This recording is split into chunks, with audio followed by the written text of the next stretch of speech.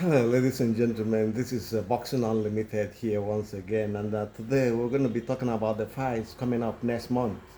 It's a fight between Shakur Stevenson and Joe Cordina in the lightweight division. It's for the WBC lightweight titles championship. However, what are we going to say? We're not going to start in any particular order. We'll talk about the tactics and the prediction in this fight. Um, A lot of people don't want to see this fight because of the fact that Cordina lost his last fight, and but he was in another weight division. We don't know if losing the weight to get to super featherweight is a problem for him, or he just moved. But this lightweight division is going to be fighting Shakur, and I have a belief that people, the matchmakers of Shakur, or the people managing him and promoting him feel that this is a warm-up match for him. But I have to be honest with you, anything can happen. Styles make fight happen. One punch can change the whole dynamics of the fight. And anything can happen. When we say that, it means we're saying that Shakur, if he takes Cordina for granted, will be in trouble. Anything, one punch can finish him, and the Styles might finish him. However, we think he's coming out of defeat is probably the defeat he had was stopped by Kakashi, and I don't know if he psychologically is okay. But if he's okay psychologically, knowing that the weight he was shedding or removing before a fight affects him, because I think what happened to him is fatigue at the end of the day, and when you lose weight, you get fatigued fast. The cardio wasn't special. But in this fight, there are openings for him. If he can fight in a certain way and go on a rampage relentlessly, attack, body, head, cut out the movement of Shakur. Because Shakur's boxing fights, his fights are just movement, work rate, movement. When he gets on his bicycle, nobody catches him, and he takes you, takes you punches, takes you with the jab, with the right jab, with southpaw stance, with the angles.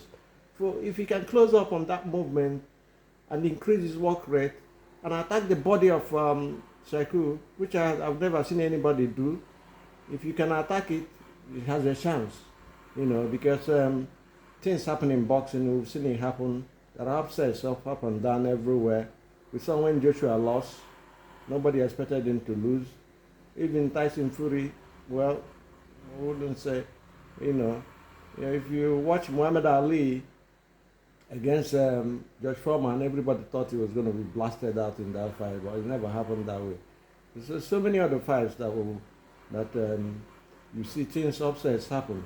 You don't. If you remember my quiz on the John Tet in the early 80s, you don't understand what I mean. So a punch can change the whole dynamics of the fight and the completion of the fight as well. Having said that, we're saying that Cordina's inability to finish matches is a problem for him. I don't know how he's going to do it.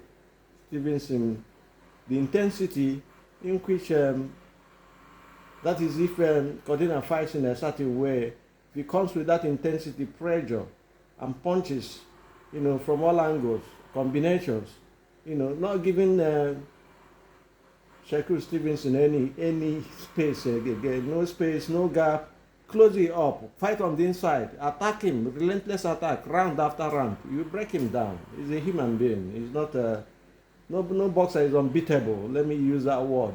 No boxer is unbeatable. Every boxer we've seen, the greats, Sugar Ray Robinson, Sugar Ray Leonard, Muhammad Ali, Joe Frazier, George Foreman, everything, you see, they all lost their fights.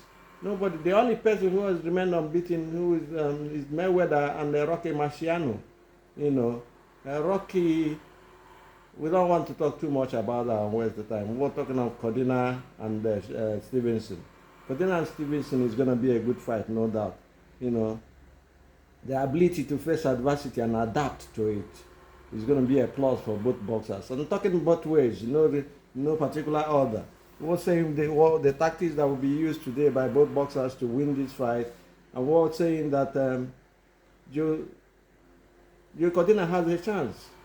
Why we say that is that this is boxing. Anything can happen. We was explained that before. He has a chance to win this fight if he fights in a certain way. If he puts the pressure on Shakur Stevenson, who do not like pressure. I know Shakur will move, but he has to train. Joe Cordina will have to train to meet up that movement. Do not leave any gap or any space for him to operate. Because when he does that, his skills will come out. We saw the fight against Casio, Mayweather and Casio. We saw against his fight with Maidana. They never gave him space to operate. And we saw what happened. He had to come and prove to people that he won the fight and fight a second time and devise a system, a way of beating those guys.